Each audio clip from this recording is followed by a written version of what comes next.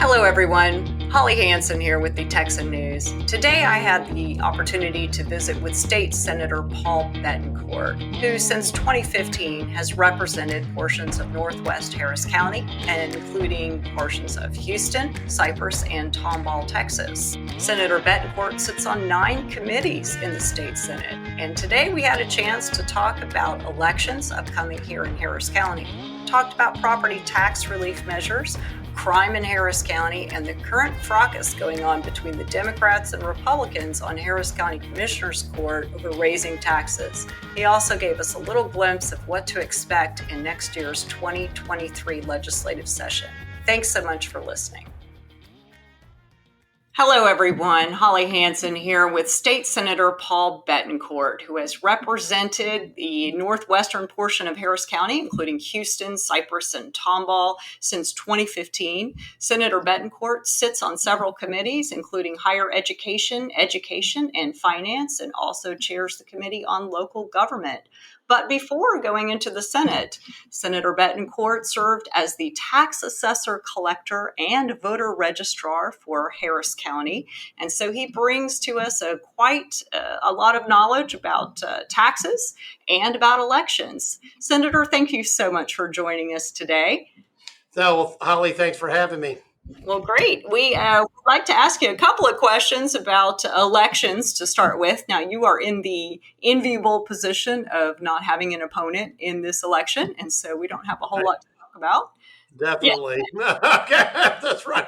Actually, the Secretary of State just declared the unopposed people elected. So I think we're at the end of the ballot on a little page at the end. But so it's after 7 major elections in my lifetime, this is the first time I get a pass until Election Day. Fantastic. Actually, I'm already elected before Election Day. There you go. Although in Harris County, we do have a lot of contested elections. Now, some pundits are saying that Harris County is definitely purple, if not hopelessly blue. But from your vantage point, what races do you see in Harris County in which you think Republicans have a chance to regain some of the ground that Democrats have taken since the 2018 and 2020 elections? Well, there's really the big flashpoint is Harris County Commissioner's Court and the criminal judges in Harris County. And it's all wraps around crime. The two obvious issues are the fact that crime's off the charts. You've got a story out today about homicides skyrocketing in Harris County. And that's how people feel. They feel unsafe. And when the public feels unsafe, they're going to turn their direction to making themselves safe again. And that may be a big change in Harris County Commissioner's Court and some of the judicial positions in Harris County. Very good. Do you think that those criminal court races are getting enough attention? Do you think voters know enough about what's going on in the county to really make an impact there? Well, I think the flashpoint right now is the Alex Mueller-Lena Hidalgo race, and then the commissioner races right below that. Specifically, crime and corruption issues have bubbled up to the surface, and in fact, the debate would be hot and heavy, except for the fact that Lena Hidalgo refuses to debate her challenger. So the debate now is then out in the public square. It's out in the field, and everywhere I go, at an event I was at last night, etc. It's crime, and then the other issues fall right underneath it. Sure.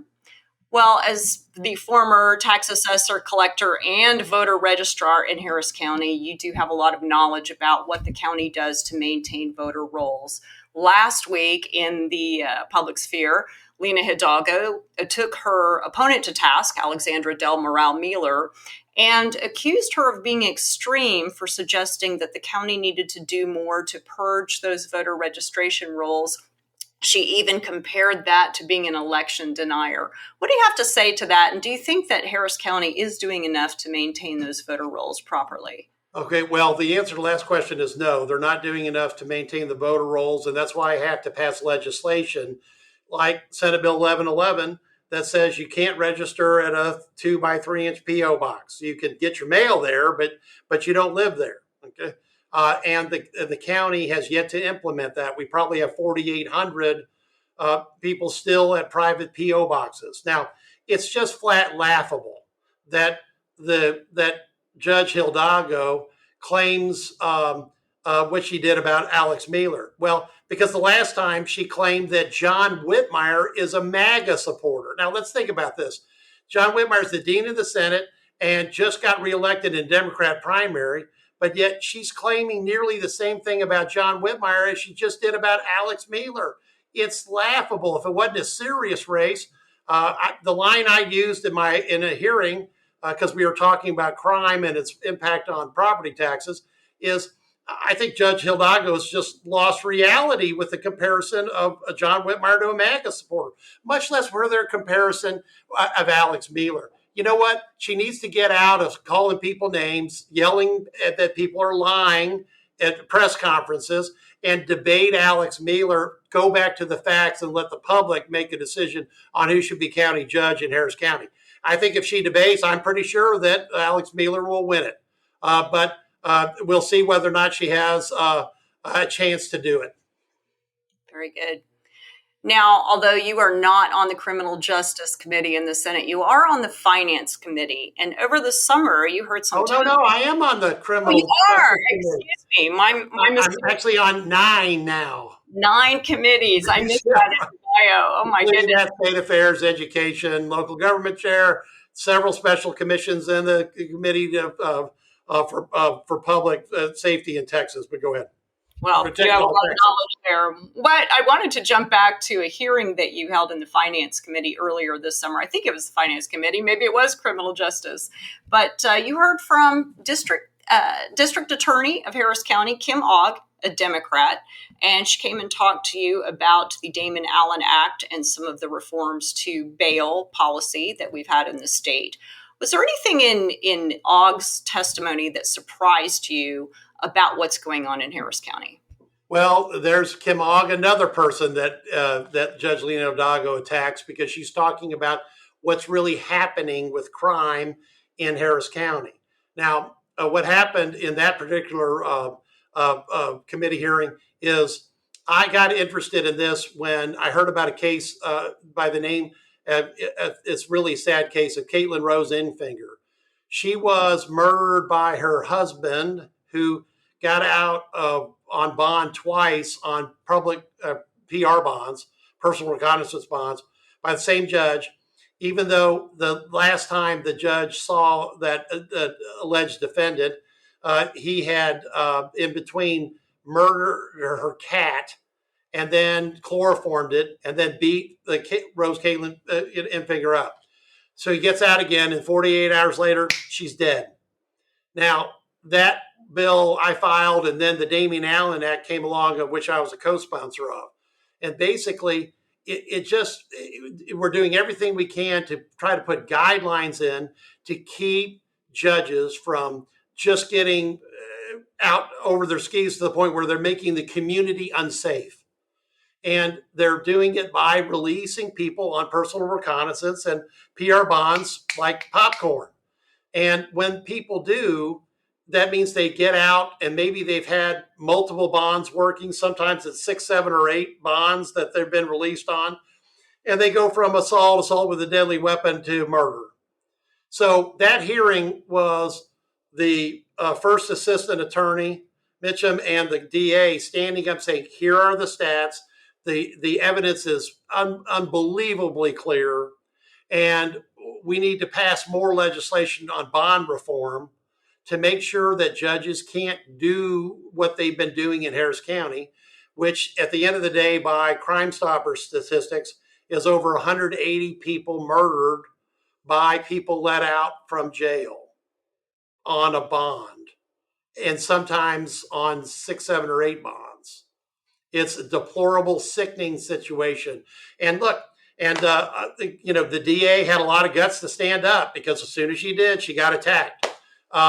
And that should tell you where the debate is, because the debate's really between leftist progressive socialism on one side and law and order Democrats and Republicans at all on the other.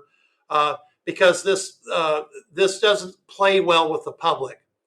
The public doesn't like it because they know when people or catalytic mufflers are stolen and deputy sheriffs are getting shot and people are being killed and and homicides are at all-time record setting trend high, that it's got to stop.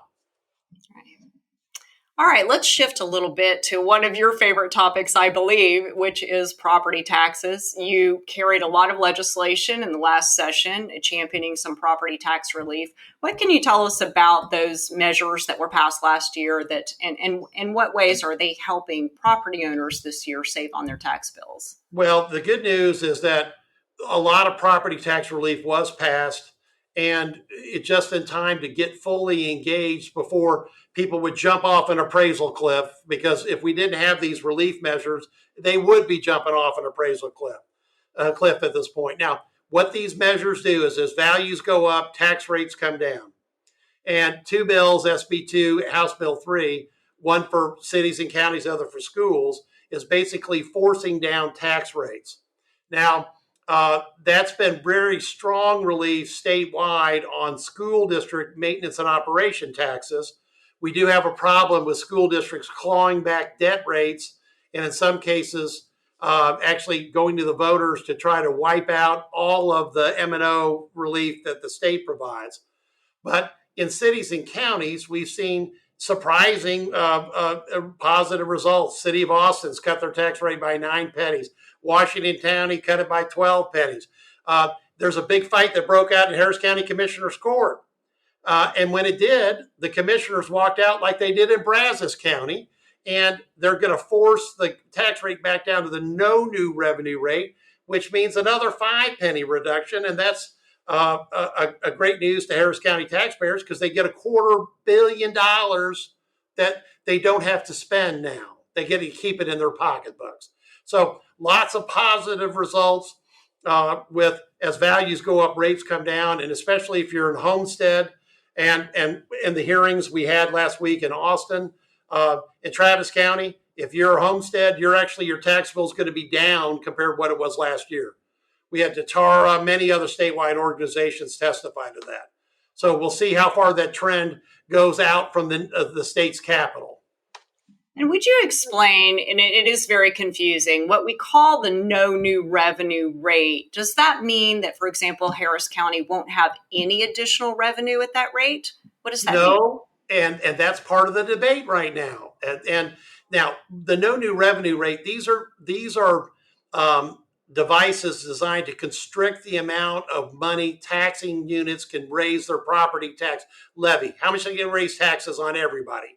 So when we bring it down to the no new revenue rate, it basically means for what's the tax rate to make the same amount of revenue off of last year's tax roll. So they do get a new growth component. And so in fact, in Harris County, the savings are $245 million, but the county will actually get $72 million more. And that includes the county itself, the hospital district, and the flood control district. The only entity that gets less is the port, but they're retiring old debt bonds, and because they should be using revenue bonds from now into the future. They don't need any more public voted debt. Is basically the answer to that. Now, I'm sure you saw some of the press conference the other day with County Judge Lena Hidalgo and Commissioner Rodney Ellis. And Commissioner Rodney Ellis said actually that people will die if they do not raise the tax rate or raise taxes in Harris County and pass this proposed 2023 budget. What do you say to that? Well, I have to refer back to Commissioner Ellis's comments about SB1, the voter integrity bill. He assured everyone there was a poll tax in the bill. There was no poll tax in that bill. The people are not going to die because there is a change in the tax rate. In fact, the county and the hospital district have reserves of at least $1 billion each or more, and $500 million in specific funds. So they're going to get more tax revenue. They have a whopping set of reserves. So there is just nothing but hyperbole out there about having to cut budgets to the point where somehow people's lives are at risk. Look, part of the problem we're in is that we're in such a frothy political environment, the truth rarely comes through. Now, when you take the time to interview and ask detailed questions, you get really good answers. But what we see in a lot of media outlets is whatever headline comes across, oh, Adrian Garcia says the states capitulates on falsified data on defunding the police, okay? It turned out to be preposterously untrue. But a lot of media outlets pick it up and run it.